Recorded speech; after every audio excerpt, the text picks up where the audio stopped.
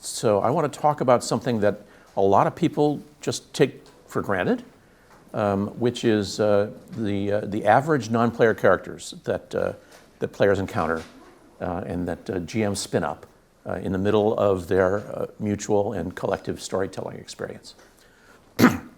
Now, I'm having a little trouble with my voice, as you might be able to tell, so I apologize. It's starting to break up on me. So we will hope to make it as far as we can to the end of my notes, because I'm old school. I write notes and then I refer to them while I'm talking. I'm going to talk about NPCs because they're often an afterthought to game masters. They're thinking about their big story that they want to try to convey to the players, and they're thinking about their key characters. They may not think much in advance about the minor characters that the player encounters, and I want to advocate for those minor characters because I think they're really key to the experience of a choice and consequence based RPG. Now, if you're typically a player, a runner rather than a GM, there's still, I think, lessons in here for you, because especially if you're a player who has NPCs who are associated with your character in some sort of ongoing capacity, and if you're a player in a campaign and you don't have NPCs associated with you in some kind of ongoing capacity, I want you to take your GM by the lapels and shake them and say, why don't I have interesting NPCs associated with me in an ongoing capacity? All right, because they add rich and depthness to the experience, and when your PC is down, they can fill in. So my thesis is that making your NPCs deep and, if not deep, at least instantly memorable, graspable, is critical to classic choice and consequence RPGs, regardless of scope or scale. Because an RPG aspires through that player choice to help the player build their own personal story rather than discover and reveal a pre-built story. So you're all working together to make this story happen. What makes stories memorable? Stories are about people. Stories are about people and their lives and experiences. So if the lives and experiences of your player characters matter, so do the lives and experiences of the people they meet, even if they're minor. Because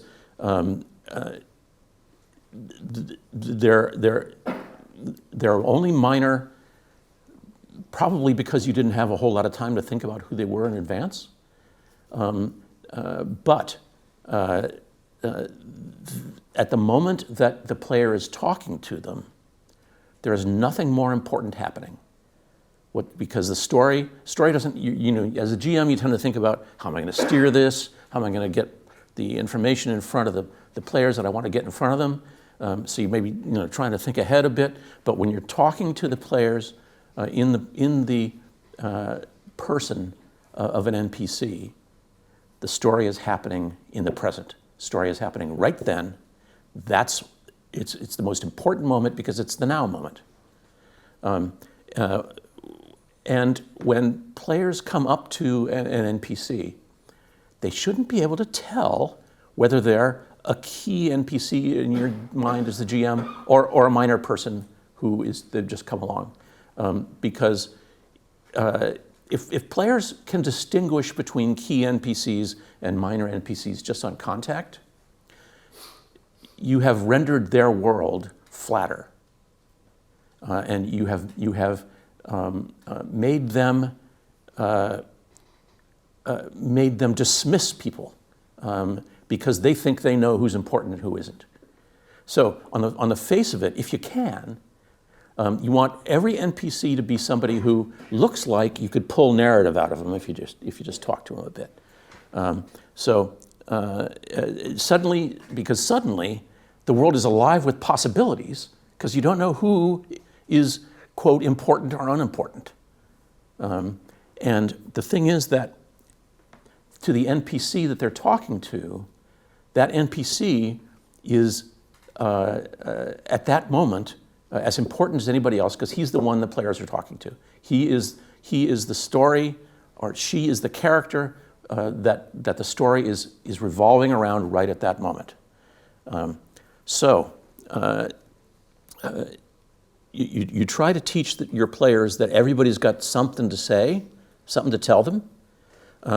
Their NPCs can convey richness of the world, not just by having who they are, but what position they take in the world, what role they play there. That tells you something about the world just by talking to them. So that's why, in principle, I say there are no throwaway NPCs. If you're throwing away an NPC, if you're just paraphrasing for them while the player, in order to move the player on to something else, you're missing an opportunity. Don't rush. What is memorable about role-playing games is the role-playing part. It's the story, and that means it's the interaction between characters. Even if your character was not somebody who you had spent much time on thinking about in advance. So how do you do that then? Since you can't write pages of information about all your NPCs before you play the game. So the thing to remember is that an NPC is not the beats of the story that you want them to convey to the players. They're a person with a life and an agenda. If you're thinking ahead and you're not thinking about the player, you're not going to be able to bring that living person into focus, even if it's only going to be for a few sentences. But for those few sentences, your world for the players is alive because you have got them interacting with somebody who has a life and agenda of their own. And so when they walk up to your NPC, what you want to instantly start thinking about is, from the standpoint of that NPC, why are they talking to the players and why is it important to them? So it's not a routine interaction. If the player doesn't regard the interaction as important, the NPC does, or they wouldn't bother. So they have needs. They have needs that are potentially immediate. And you want to consider the drama of the situation. To an ordinary person that the adventurers are interacting with somebody like a player character in a moment of crisis isn't routine. It could be the most important moment of their lives. They're interacting with something that they're taking part in, at least a slice of high drama that you represent. And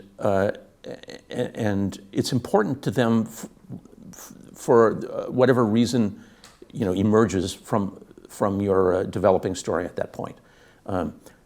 It probably, and in fact, the way that you can make this actionable and to hinge the NPCs upon the story that the players are evolving and growing as they make their choices, is to think about in the context of where the NPC is meeting the players, what connection does this NPC have with the greater events going on around?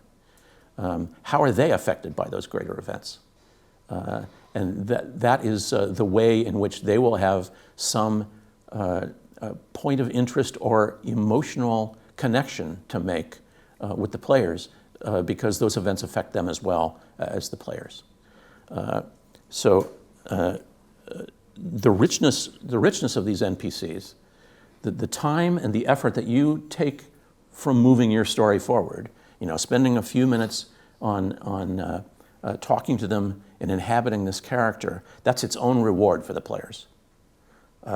That's gives them an emotional connection to the story, gives them a person who makes them significant.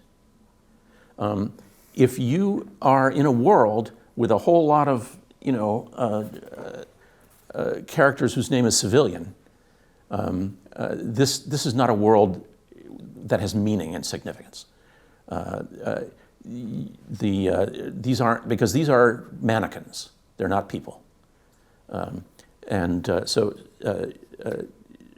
it is incumbent upon you as the game master to, for just a few moments, put yourself in the shoes of this person that the player is talking to, inhabit them. You don't have to be an actor. You don't have to suddenly be eloquent, but you can convey the emotion of that character. What is that character feeling? Why is it so urgent for them to be speaking to the NPC, to the player character? If you can get that across, it makes the player characters feel central and important, and it makes their choices. It gives their choices significance, and that's what the story needs. And if you can make your NPC, no matter how suddenly generated, give them some something that makes them memorable in some way, any little touch that makes them stand out. That then you have an opportunity when the story moves on to have that character recur later and be remembered because they have this something about them that struck the player when they met them before. Now, there is almost no stronger tool emotionally in a role-playing game than recurring characters.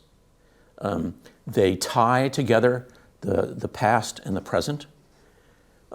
They give meaning to the choices that you made about them because they remember what you chose. And when you meet them again, when you're a player character and you meet somebody who you met before and they recognize you, bingo, that's like an instant dopamine hit. I am recognized. This person knows me. I did something that struck them. Even more, if you are able to make some sort of connection between that NPC and the player character, if they come across them later, man, there is nothing more instantly moving than a dead recurring character. So coming across the corpse of somebody you met with before and interacted with, that just ties things up instantly and gives an immediate emotional connection. So even transient NPCs, just in the back of your mind, can I bring this person back later? Just have that as a note, if you can find ways to bring things around so that characters recur, you may find that you have, off the cuff, invented a character who's going to recur not just in this adventure, but through the campaign, and is going to become somebody with depth and richness, who was a security guard who you made up in 15 seconds. And players will think you're geniuses if you do that. So that's really worth doing. And one way you can tell, if you want to pay special attention to an NPC, read the room. Look at your players, see how they react to an NPC when you inhabit them, when you tell them their sob story, when they make your demands upon the player. How much of an impact are they having on your players? If this is someone who the players love, or someone who the players hate, or both, you're going to be able to tell and mark them off. You're bringing them back. That's somebody who is going to be immensely useful to telling your collective story with the players. And in fact, even better is when you can get them to think that they know this person and then turn it around later and have them come back and then have it be a twist and have them turn out to be a surprise villain or a friend when you didn't think you were going to get one. That hits players, that makes them feel really wired into the story that they're involved in, because the characters mean something to the PCs and vice versa. They have made a connection. Let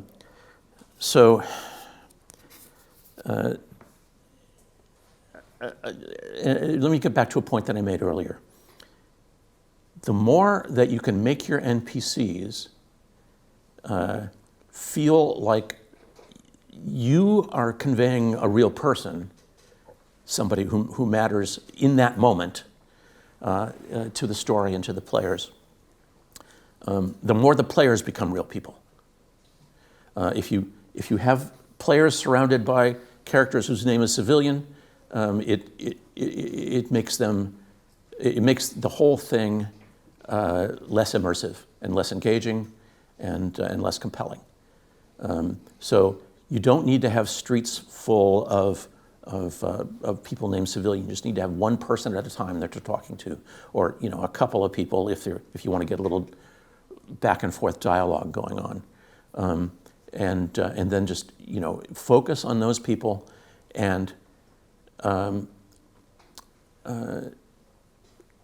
listen to what your players are saying to each other about these people, because they will give you ideas that you can instantly steal, and then it looks like you meant to do it all the time. Yeah. So so you've got your players in the dungeon of Lochray, the trading city of Lochray, and they're there because they want to, because the rogue of the party. You'd set up something where you wanted to steal the Grand Vizier's seal ring, okay? And so the rest of the party set up a diversion, and the rogue went in to steal it and got captured because he was unlucky or unskillful or is just a doofus. And so now your rogue is in the dungeon and you've got to get your rogue out. Okay, so you use your last invisibility potions to get past the outside guards. And so now you're inside the dungeon wandering around, and one of your players says, geez, I wonder if there's any guards inside. There are now. You go around the corner and there is a guard, and instead of just turning him into an instant combat person, this is a person who is on a job that sucks. He doesn't like it, and you outnumber him, and so he is not going to just pull his scimitar and start waving it and shouting. There's going to be inquiries. There's going to be an opportunity for an interaction. You have a moment while you're behind your GM screen. Roll some dice while you think about this. Okay, what's this guy's life like? He has a terrible life. He is an inside guard in the Lochray prisons, and furthermore, he's supposed to get off in only 10 minutes, and here you come barging in, giving him a problem. He wants this solved. He wants it solved right away. He doesn't want you messing with him. So you start a conversation with him because now you know that his name is Juniper, and he is upset about having to deal with you. And so your players are talking to Juniper, and one of them says to the other player, hey, wouldn't it be funny if this guy was another intruder and just disguised as a guard?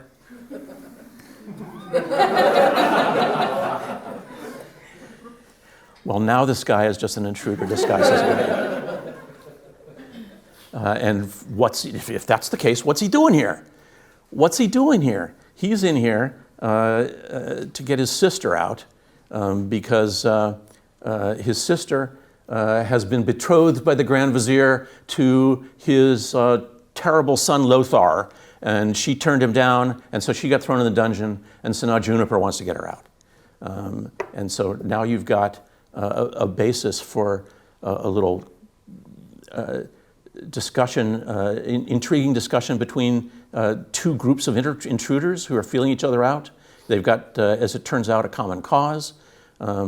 The players can, of course, muck it up and end up in a fight anyway, especially if Juniper reveals too soon that he's got the ring of keys that he stole to try to get his sister out before she has to marry Lothar.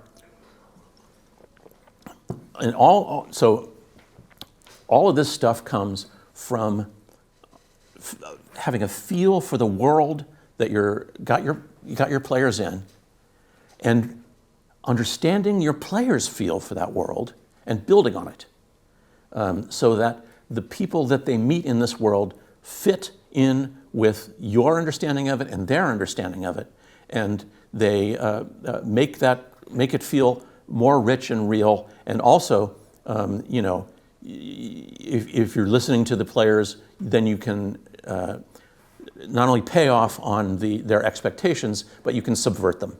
But you have to be listening and paying attention to their expectations. And you do that by having these personal NPC discussions where you can get these things to come out and find a valuable use for them.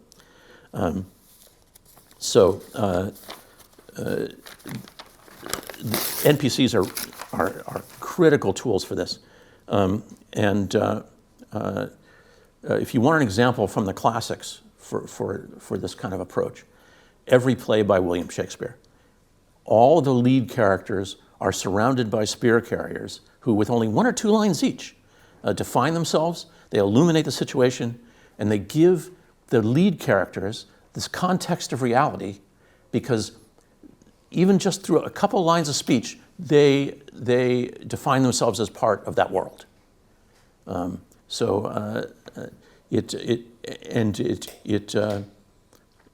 if you look at the way that they're brought to life, they always talk about themselves, who they are, what their problems are. Introduction to the third murderer. God, who'd have thought the old man had so much blood in him? What else does he need to say? And it tells you about the world that they're in and their place in it and their relationship to you.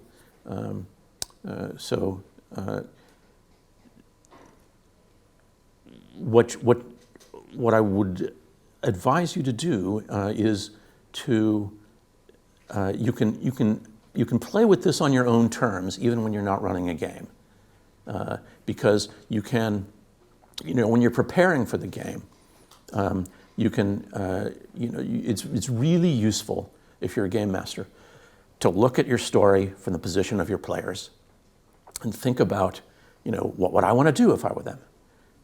They're going to want to do other stuff, but that's fine. But still, if you're trying to think about things from their position, you're gonna be seeing the world from their standpoint, and that will give you a lens through which to view the NPCs that you're going to present to them, because you're going to give them NPCs that to some extent reflect what they're doing and their position in the world.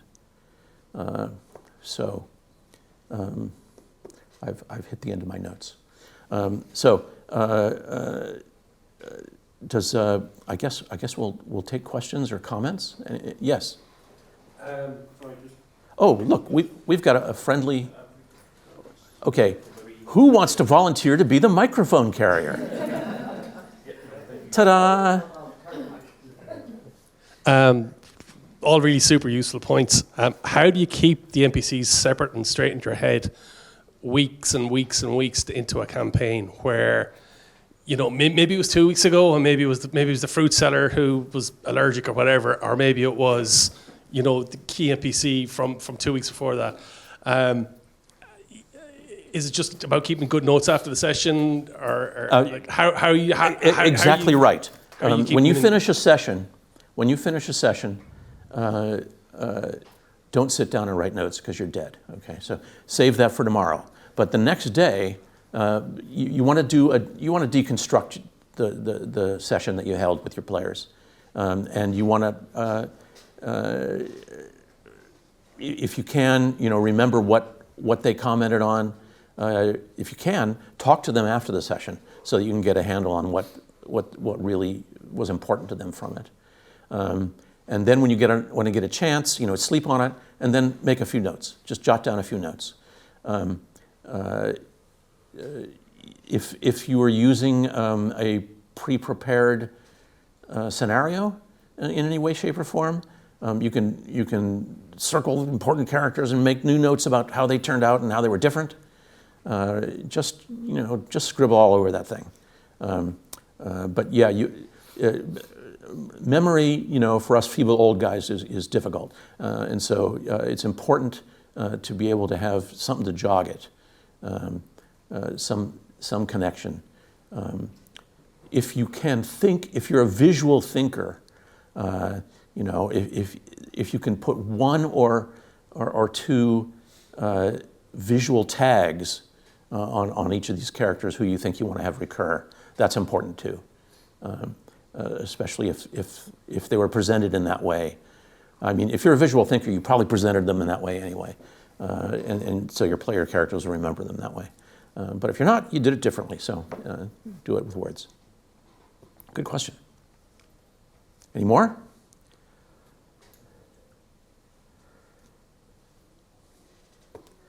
See, you could have gone and done something fun. Yeah, yes. Wait for the mic.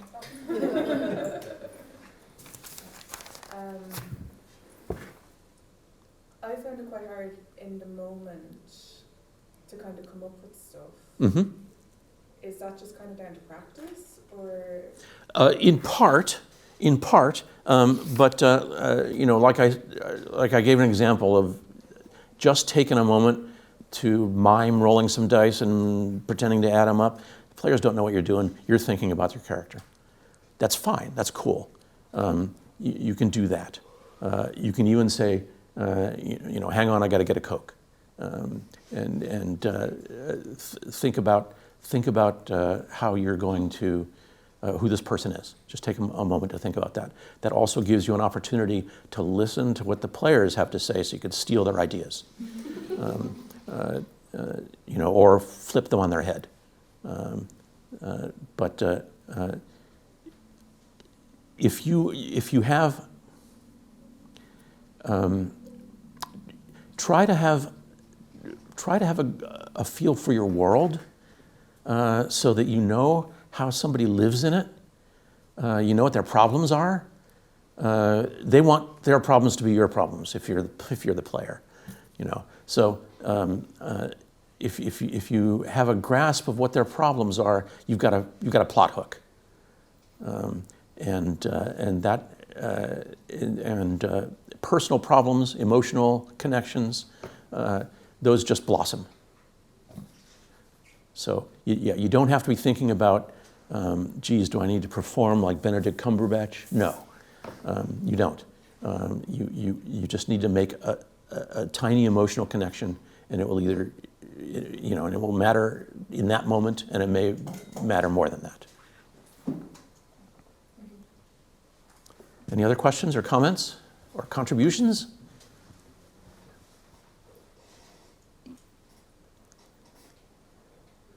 Okay then, yes, here's one. Would you maybe recommend having like a bank of like NPCs in your pocket or something? It's like, okay, here's 5 tavern people work in the tavern. Let's pick one. They're out of a hat or whatever. Or do you reckon? If you enjoy, okay. So you all heard her question about having a bank of NPCs. Okay, if you enjoy putting that sort of thing together, go for it. Don't feel like you have to force these people upon your players, after you've done that, right? Just because you were interested in them. If the story doesn't go that way, that doesn't mean that you need to, I prepared this tavern. You're spending an hour in it talking to my friends. Don't do that to them. But the fact that you have thought about these characters in advance and what their position is in the world and what their problems are and what their motivations and goals are and stuff, that's all work. None of that is wasted, because it would then be stuff that you can draw upon in the moment when you are trying to suddenly come up with a caravan guard who is more than just a set of muscles with a scimitar. Because you understand your world better. You understand, that caravan carried in the ale to the tavern that the players are never going to visit. They've got a place in the world, and they've got something that matters to them. Excuse me. So that was a moment in which you could have been thinking up your next question to ask me.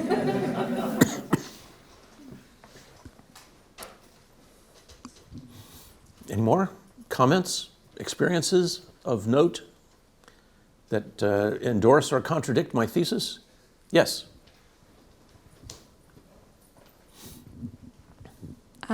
Just with your experience of making NPCs, do you have any NPC that you're kind of like, oh dang it, I thought that hook would catch and it just never did? Do you ever regret? Yeah, that happens all the time. That happens all the time. What you do is, when something doesn't work, move the hell on. Don't keep trying to make it work. The players have basically told you, this doesn't interest us. This doesn't fit the story we're telling together in our heads here. So roll. There's a principle in writing called "kill your darlings," which is a shorthand for don't get too attached to your ideas. So if you do put a whole lot of your effort into kitting out your NPCs in advance, and they don't sell, they don't land in the story, move on and change them or bring somebody else on stage. But don't feel like the investment that you made in the design must be recognized and appreciated by the players. That's not what they're there for. They're there to have a engaging and compelling story happen based upon the choices they make, based upon the potential for story that you have placed in front of them.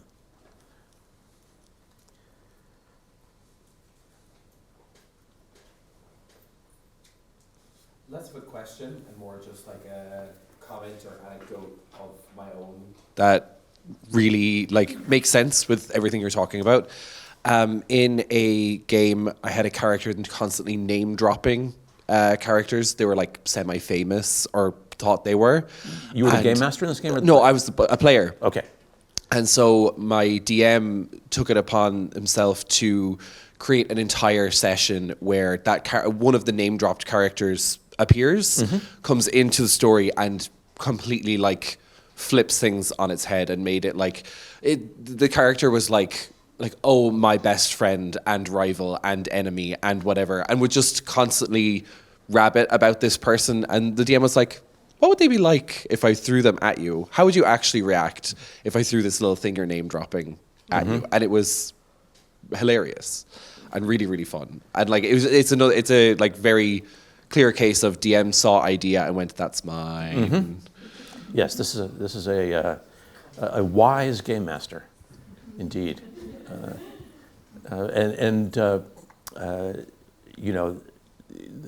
that made that particular part of the campaign really personal to you, and made your character central to a small part of that world around this name-dropped NPC that your DM brought in for you. And I hope they treat the other players with equal effort and connection.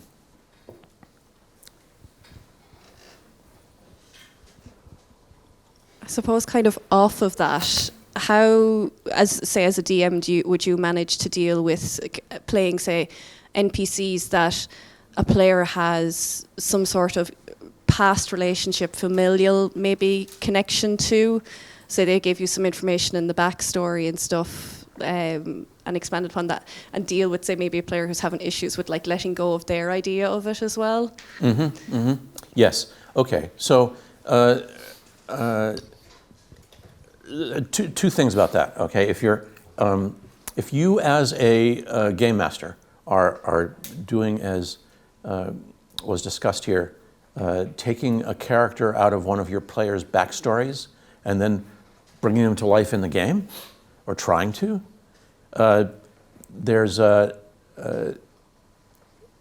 you need to do that in a couple of steps, right? The first step is completely endorse what the player has put into their background, you know. So make sure that it matches what the player had, what you think the player was thinking, so that they are uplifted and elevated by having this recognition from a non-player character, and then you need to subvert it in some way, or turn it to your own evil ends. There's a couple ways to do that. The obvious way, you know, is just to be mean and have them turn out to be not what the player thought they were.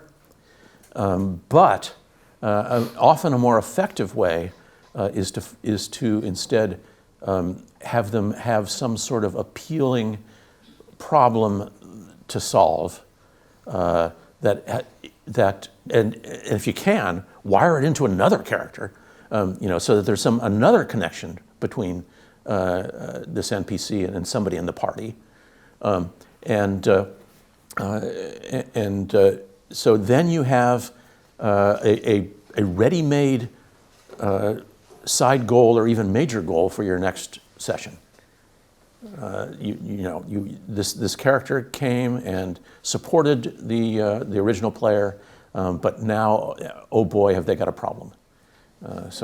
And you don't have to then introduce a third NPC who's got this problem and then teach the players who they are and everything, because you have already wired them into the emotional connected network of your player party.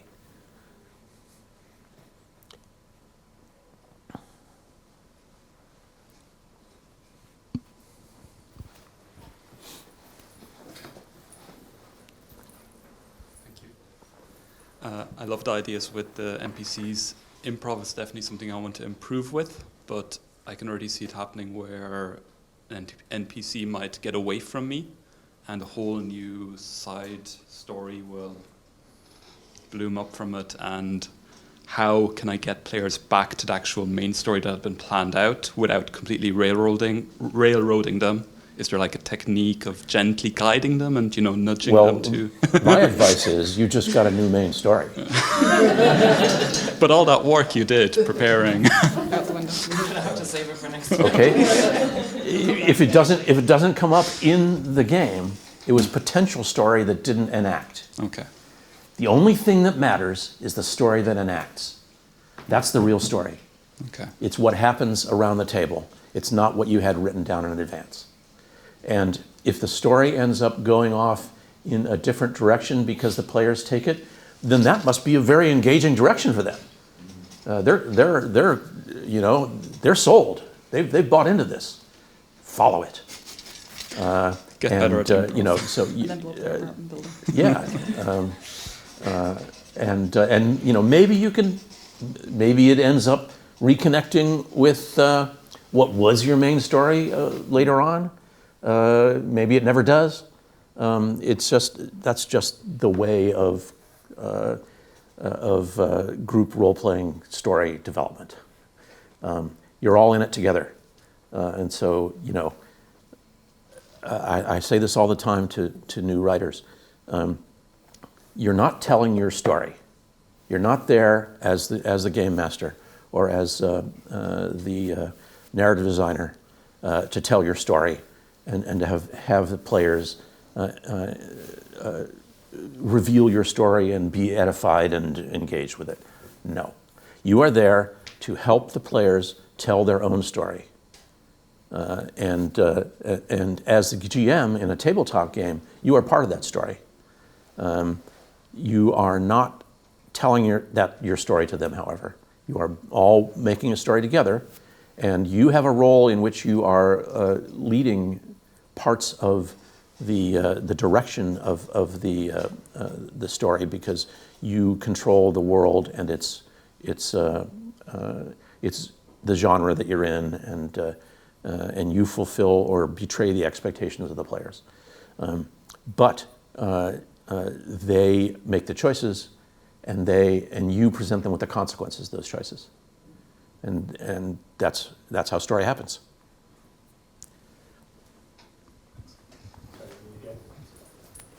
Just off the back of that.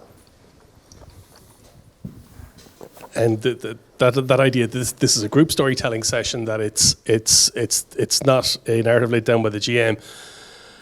When things do go off the rails, or if you're laying the track as the story is progressing along, how do you do that in an authentic way, in a way that doesn't feel like, oh shit, we've taken things off course and now the GM is trying to fill in the gaps so that we can make sure that this all looks like the part of the story we were having all along? Or do you have to make that happen in a really authentic way? Or is it just something that whatever happens, happens? Okay, so your players are there for you then, okay? You're gonna pull them into the direction the story is going to go, because they have pushed it that way. They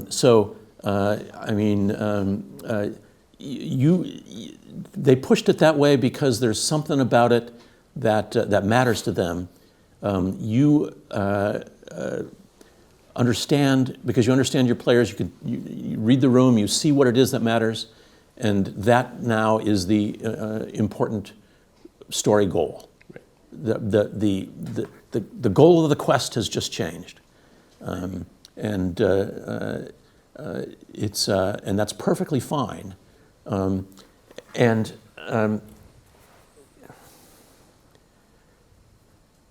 You don't have to scramble to try to deal with this change of direction. The players are ready to go. They want to go there.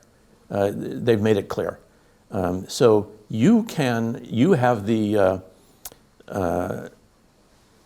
freedom and the responsibility to help steer it in the direction. It's not off the rails. You're finding the new story track, your job is to make it dramatic. So that and to make it so that they're interacting with characters whose stories matter to them, so that when you get to the drama points, they're meaningful and significant, and not hollow. Right. So, and that's what you presumably, as the game master, can manage, because you have got your hands on the levers of that stuff. Thank you. Good question. Any more comments or anecdotes?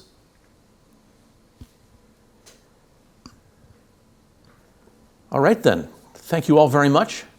You've been very patient with me, and you're free to go.